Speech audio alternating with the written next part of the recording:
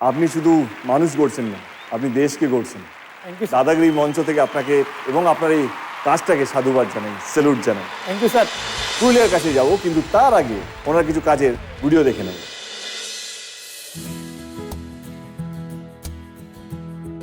দেশের সেবায় বহু বছর কাটিয়েছে সেনাবাহিনীতে, কিন্তু অবসরের পরও থেমে যাননি প্রাক্তন সেনাকর্মী পুরুলিয়ার অনুপ কুমার মাহাতো।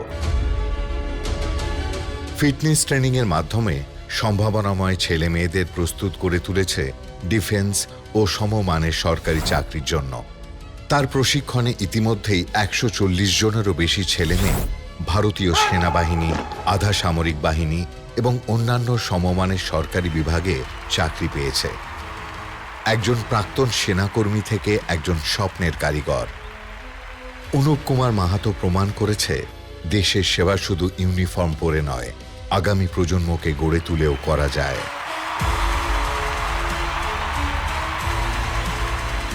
অনুপবাবু, দারুণ কাজ। Thank you. এইটা কিভাবে এলো, এই আইডিয়াটা? বাড়ির বড় 4 ভাই বোন, তো দায়িত্ব কাঁধে অনেক ছিল, তো মানুষকে দায়িত্ব অনেক কিছু শিখিয়ে দেয়। তো আমি প্রথম চুজ করলাম যে আমাকে ইন্ডিয়ান আর্মিতে যেতে হবে।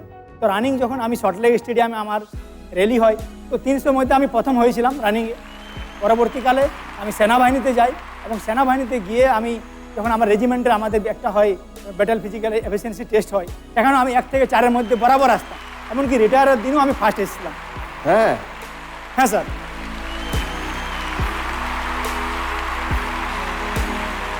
আমি 2019 31 আগস্ট রিটায়ারমেন্ট নিই। এরপরেই আমি আমার গ্রাউন্ডে ছেলেমেয়েদের যখন যেতাম রিটায়ার সার্ভিস দৌড়ানো, তো আমি বাচ্চাদেরকে ট্রেন করতাম কীভাবে দৌড়বে, ওদের সাথে দৌড়তাম। তো ওরা বললো, স্যার আপনি একটা ছেলেমেয়েদের জন্য করেন তো খুব ভালো হয়।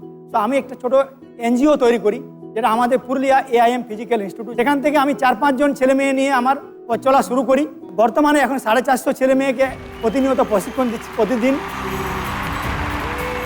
পুরুলিয়াতে যেহেতু আর্থিকভাবে সম্বলম্বন নয়, আমি ফ্রিতে ট্রেনিং দেওয়ার চেষ্টা করি। তো এখান থেকে আমার 150 ছেলে মেয়ে ভারতীয় সেনাবাহিনীতে যোগদান করে বিভিন্ন ফিল্ডে। কোথায় কোথায় চাকরি পেয়েছে? আর্মি, নেভি, এয়ারফোর্স এবং আমার কলকাতা পুলিশ। হ্যাঁ হ্যাঁ স্যার, এবং Kolkata police SI, CRPF, BSF, ITBP, Assam rifle, railway, group D, RPF। এছাড়াও আমার আরও বিভিন্ন যেগুলো ফিজিক্যাল রিলেটেড আছে, যেগুলো ফিজিক্যালের সাথে যুক্ত আছে, সেখানেও আমি আমাদের এখান থেকে গেছি। এখানেও এসেছি আমার যারা কলকাতা পুলিশে আছে সামনাসামনি, এবং আমার বিভিন্ন কোথায় কোথায় দুভাবেই দেশ সেবা করা যায়। আজকের দিনে আমি যেভাবে বাচ্চাদেরকে ট্রেন করেছি, যদি আজকে যদি সেনাবাহিনীতে বলে আমাকে 400 জওয়ান পাঠান, তো আমি 400 এক্ষুনি পাঠিয়ে দেবো, তৈরি হওয়া একদম মেন্টালিটি এবং শারীরিকভাবে। আবার